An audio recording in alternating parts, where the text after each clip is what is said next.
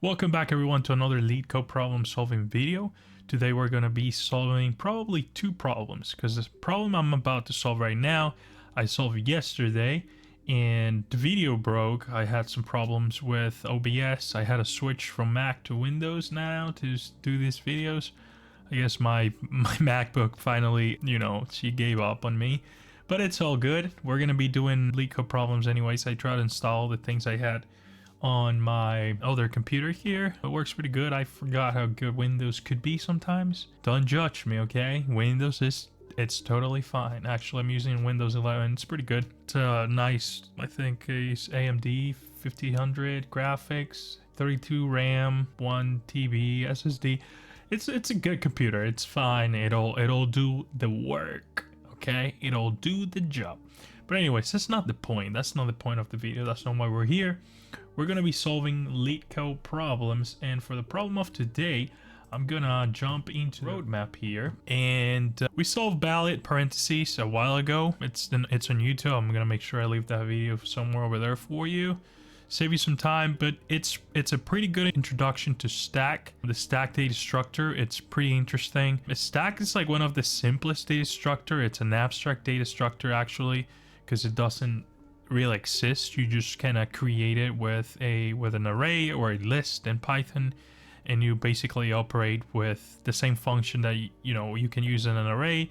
You just kind of keep the concept of a stack and operate, solve all your problems with the data you have on hand using the stack. Valid parentheses is a good question to get you introduced to the stack. So good thing on the list for having it here. It's an easy question. It would take you a little bit to figure it out if you never thought about using a list in Python as a stack. And that's all that is. You just have to think about the way you organize the data in the stack so you can reuse it. So great. Today we're going to be solving min stack right here, and also probably evaluate reverse polish notation. Okay, and the reason is because yesterday I was supposed to post this or solve that. I did solve it.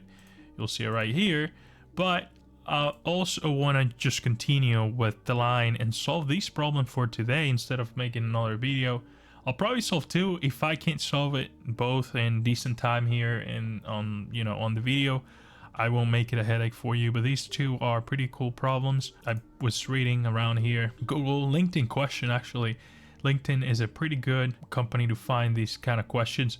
Actually, if you guys want to get access to these type of questions, I can definitely provide you. So we can have access to the top 50 LinkedIn questions, or Apple or Amazon or Google.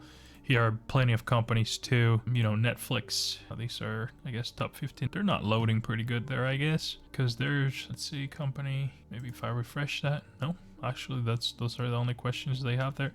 It's fine. I mean, it doesn't really matter. But yeah, if you really want to check those questions. Also, I have a, trying to solve this problem right here, will send you to the definition on Wikipedia of the reverse polish notation. It's actually kind of interesting to think about this because there are many algorithms. This guy is very popular in the computer science world. You've probably seen his name before. This shortest path, one of the algorithms he created. But he also invented the shunting yard algorithm. Okay? My apologies for my accent sometimes or my mispronunciations. English is number 2 in my repertoire.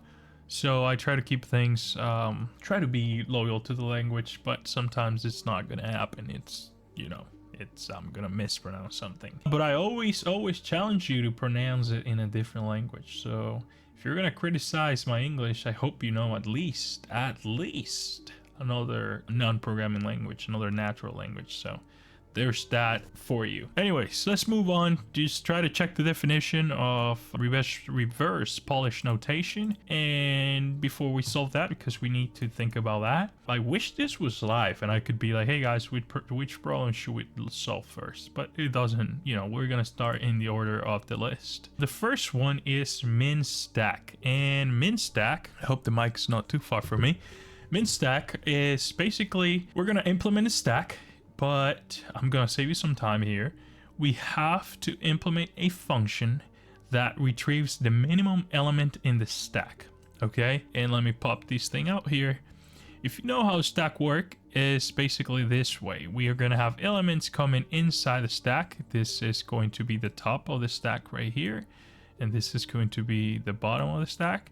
So for instance, let's say we're going to have these elements right here in order -2, then we have 0, and then -3. So imagine these are our numbers in a stack. Okay, this is the element on top of the stack. The way the stack works, as you can see, there's no order really in there. There's nothing organized in terms of ascending or non-ascending order. So there's nothing we can really do about returning the minimum value here directly with a stack, okay? Because for instance, in this particular case, the minimum value is on top of the stack, right? But that's not going to be the case for all the inputs we get, okay? Especially when we have to, the way the problem is presenting, it's asking us to solve is basically implementing these functions right here. And it's going to make calls to the function. It's going to instantiate that in stack, as we see up here. And then it's going to make certain calls to those functions. And based on the order of those calls, we should, make our stack work. Now, the thing with stack again is, and I'm going to put it over here, is the order. Okay, it's asking to return in constant time, which is the tricky part of the problem. It's asking us to return in constant time for each function. Okay, so each of these functions have to operate in constant time, meaning it has to be a simple, lookup or pop or push operation, whatever it is in the programming language you're using. It's technically the functions we would use on an array, right? Or a list for Python and so forth. So we have to do this in constant time. Now, the problem here, the real problem is that, as I mentioned, in stack, we can have, let me see if I can find another problem down here. I'm gonna clean these real quick. Here we go. So I'm gonna put my stack right here again, just to have it there. For the sake of the example, -2, same example. So only one example. But anyways, we'll create our own example here. We're going to put -3 here at the bottom. We're going to put -1 here. And then we're going to put, I don't know, 4. Okay. So it's asking to return have a function that returns the minimum value in constant time.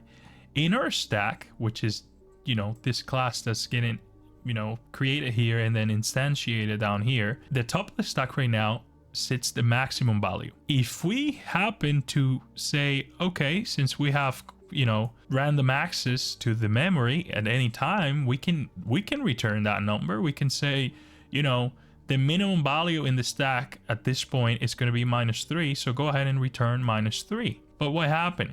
We had a traverse, you won't see this, but obviously in memory, we have to go in order to find -3 in memory. So we have to pass these numbers. Now, I'm just using 2 here, but imagine we have, and let's check the size of this array right here. We can have, the value could be, okay, at most 3.4 calls.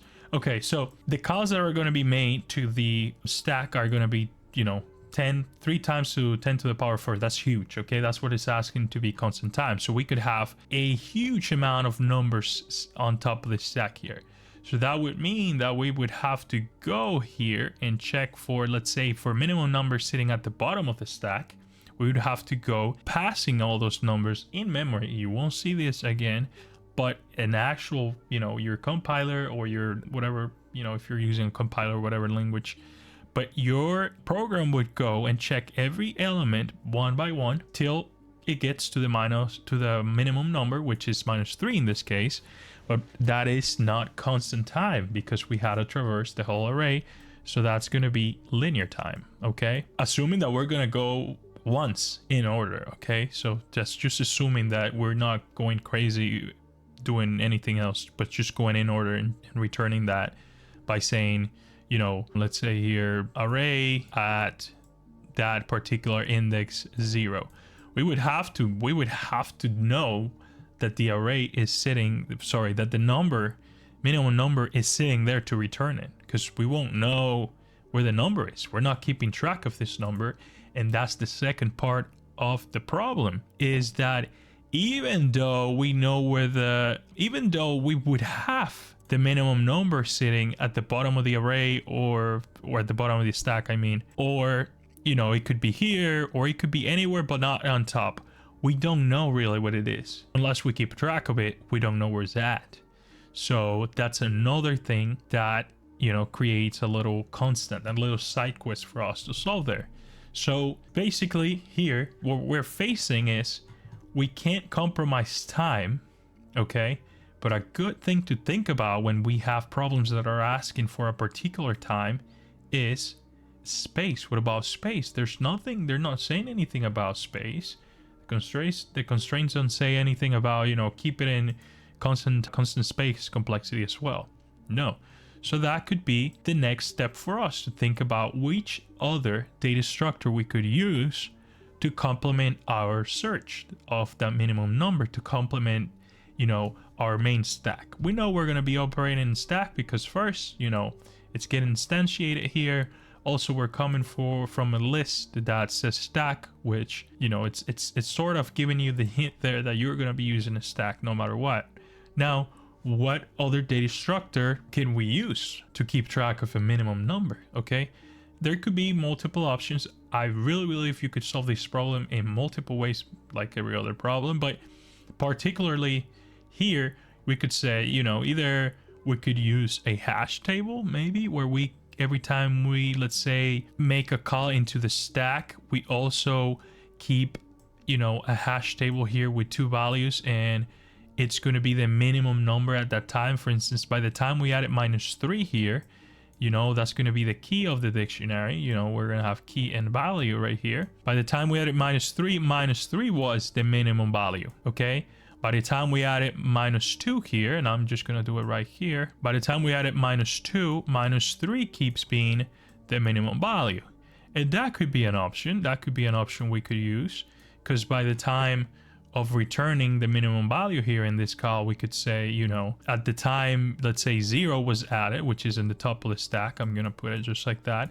We could say return the minimum value. We could check the values here of that dictionary by simply comparing them. We can access to those values in constant time. We know that, and we can just simply return that. You know, it could operate kind of like notes every time we add one, but there's an easier way.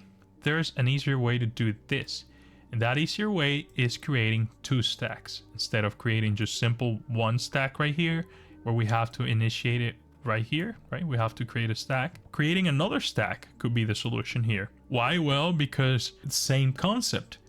We keep a stack, and let's call this, you know, auxiliary stack. I'm just gonna say maybe not UX, but I'm gonna say auxiliary here. It's an auxiliary stack, and then we're gonna have our main stack, okay? So think about this. The auxiliary stack is gonna keep track of the minimum values, while the stack is just gonna function like a regular stack, okay? So we see, let's say, I'm gonna forget about this example right here because it's kind of confusing. I'm gonna use a simple example just for the sake of explaining things. But let's say we get, you know, 1. We add 1 into our stack. By this time, our auxiliary stack is empty, so we could add 1 as the minimum value, because, you know, if that's the only number we're gonna get, then the output would be pretty simple. The minimum value would be 1, okay? But let's say we also have, I don't know, -2. We added -2. By the time of, you know, adding -2, -1 doesn't, it's not anymore the minimum value, it's -2, okay? And let's say we add, you know, 3. We added 3, but we keep the -2 as the minimum value here. We could, you know, simply say, keep the minimum value here in the last element on the stack. Look how this is sitting on top of the stack, okay? So that's a constant time call right there. Just compare if the value we get here, right, when we have to push the element, is less than the value sitting on top of our minimum stack or auxiliary stack, which is going to take care of the minimum numbers. Okay, and that's pretty much how we can solve this problem. The push function is going to act, it's the only differentiator here. It's the only thing that's going to make a difference. Why? Because it's the only function that is giving us a value. Okay, everything else here, as you can see, is just a definition of a class. And everything else is just simple functions. We don't have to return anything here. Remember, the pop function returns the value it removes. Here we have to return integers. So we could simply, you know, check the top of the stack. We're basically peeking on that number. Some languages have it like that, peek. And we're just looking on top of whatever is sitting up here. And to get the minimum value, we're just going to look to whatever is sitting on top of this stack, okay? So that's technically how we're going to solve this problem. It's creating two stacks, and that's kind of like the pattern we have to follow here. Operate as a normal stack. You know, we're going to pop elements, top, check that of the regular stack. And then here is where things get cool, right? To solve this problem, to get the minimum value, we simply check the top of the stack where we're keeping the minimum value. Hope that's clear enough. We can go ahead and try to solve this problem. I'm gonna remove that. And the first thing we're gonna do is initiate our regular stack. And I'm just simply going to say self dot, and I'm gonna call my stack. I can use stack as a identifier for that. I'm gonna say that's equal just to a list in Python. That's pretty much what we need to do for that stack. Now, the second data structure we're gonna create is what's gonna keep track of our minimum values, right? Self dot, I'm gonna call this auxiliary stack just for simplicity, auxiliary stack, and I'm gonna say that's equal to a list as well, just like that, okay? And these are the data structures we're gonna be using to solve our problem. One is going to act as a normal stack, the other one is going to keep track of the minimum elements, okay? The first function right here, push, is going to be the function. We don't have to return anything in this case. We only get a value, and this is the value we're going to use to compare. Now, before I move forward, I thought about something, and it's the fact that when we initialize this stack, in our example, remember that the stack was empty. If I try to add an element here or use the minimum function while the stack is empty, I'm going to have an index error because my stack is empty. There's nothing to compare. So a good thing to do here would be to initialize this as an infinite number. And I could say here in Python, that would work just like this. I could say float, parentheses, and I'm going to use infinity, positive infinity in this case, because it doesn't really matter. I don't want to use a real number because it could also interfere with the number of the value I'm getting right here. I just need basically a value there. It doesn't have to be a real number. It just needs to be a value. So basically, we're going to push, in the first case, we're going to push that value to on top of the main stack. And that's just all that is. I'm going to say self.stack. I want to push that to my stack. And for that, I'm going to say append that value. Okay. That's all it is. That stack, all we need to do is just store it up there. Okay. Now for my second function, for my second call, I want to make sure I'm keeping the minimum value here. This is the only area, as I mentioned before, we get a value. So this is the only part we can make a comparison of the minimum values, okay? So technically, this is the only way we could know if we have a minimum value at this point. So for that, we're gonna say self.auxiliary stack.append, and here I can call the min function and say the min function technically is just going to take two values and compare which one its minimum value, which one is the smaller one between the two, right? It's a constant time call because it's only comparing two values that I'm providing already, okay? There's no operations that it's going to go through check any other values, or it's not going to interfere with my data structure alone. It's just taking those two values and comparing them, okay? So I'm going to say min value between the value I'm actually getting right here and the value that is in the auxiliary stack. So I'm going to say self.auxiliary stack, and I want the value that's sitting on top of the stack, which is at -1, okay? So basically I'm saying here, append to the stack, you know, the minimum value between the actual value I'm getting right here and the value that's sitting on top of the stack. By the first iteration, when the auxiliary stack is empty, we have infinity. So whatever value we get, it's going to become our minimum value. Now after that, it's going to go in order and make sure that we only keep the minimum value here, okay? The pop operation, it's pretty straightforward. We just have to make sure that by the time we pop one element from one list, we also pop from the other list, because we have to keep track of, you know, if by the time we added -3 was the minimum number. If I pop -3 is not anymore in the stack. It's not the minimum number in the actual stack. Remember, one stack is just keeping track of the minimum values. So we cannot pop the number from the stack if it is our minimum number, then it also has to go from the minimum stack because it's not present in the main stack anymore. So I hope that makes sense. So we're gonna save here self stack. Basically, we're just gonna pop. We just need to pop that number from there. And same thing for our main stack. We're gonna say self dot auxiliary stack dot pop. And yeah, that's all that is. Now these two functions are different, okay? See here, we don't have to return anything. The pop function alone is going to return that element in case we need to store that element. And let's say, you know, if I need to, and I'm sure you guys know this, but if I need to see the number I just popped or save it for any other particular reasons, I can obviously say popped, and that number is going to be stored there. Now I don't have to return anything, so I simply just do my function like that. Now the top element in this stack, it's simply the number that's sitting on top of this stack, right? Because that's all we need. The number that's sitting on top of our main stack is the number that it's on top of the stack, as the function describe it. So in this case, we don't need to pop here, actually. I need to do this, right? So self.stack -1, and I need to return it. See how it's asking for an integer? So I need to say return that number, okay? And that's what's sitting on top of the stack. Now, what do you think it's going to be the getMin?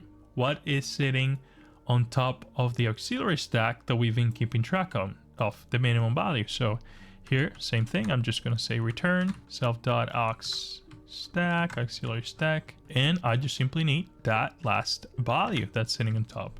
And that's pretty much it. This solves our problem right here, okay?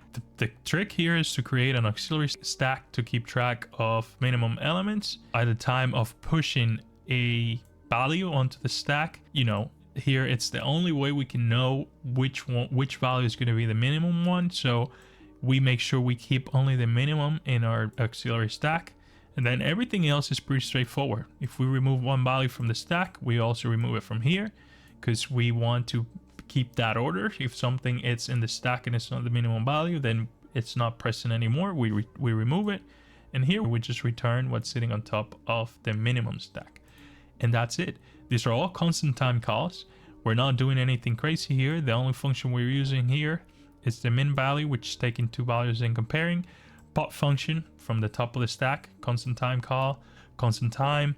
We're checking the last value, constant time, and constant time. So the only thing that is not being constant in this function here, in this class, is the space, right? Space complexity wise, we're creating another stack. So the size of this stack is going to be as large as the main stack. So it's going to grow as large as the input grows. So that's the perfect definition for linear time. So that's the only thing that we're compromising here is our space. Now the problem is it's not asking for any of that, so we're good to go. We can probably submit this code, and yeah, we are done. That's it. That is how we solve that problem. Pretty straightforward. The medium problem, but it's not a hard medium, I could say. These problems, I think these problems should be like graded in a different way now. They should be more than, I think they're way past that easy, medium, hard problem. Now they're like, we could use numbers now. I think we could use, you know, the scale from 1 to 5 or 1 to 10 or whatever, but we could grade these problems better because yeah, it's, you know, it's a medium problem because you have to know, you know, you have to think creatively here on how to use that stack. But anyways, I don't know if we have time. I've been doing this for what, like 20 minutes, 25 minutes, something like that. So we could probably try to solve another problem, but I'm gonna do it on a next video actually, because honestly I don't want to make this video too long. I feel like I took too much time trying to explain this. Interview wise, you know, this problem we would have solved it in like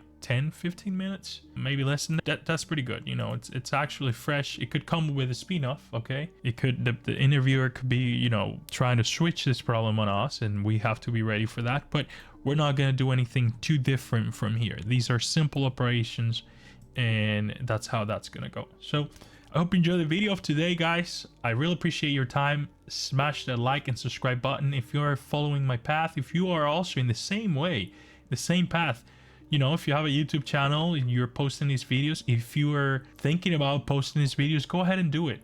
Go ahead and do it. I have to tell you, I have improved a lot as I started to do these videos. I have improved because now I have to explain the videos. Now I feel more comfortable talking to, you know, a camera, Now I feel more comfortable explaining the problems and whatnot. It's not perfect, but hey, one day I'm gonna look back at these and be proud of every single thing I did here, and I feel you should feel the same way. So start posting your journey, start building in public, start doing your things and showing it to people. Try to, you know, create, let people know what you're doing. This is a way to network too, okay? So there's that for you. I'll see you guys in the next video. Thanks so much for your time.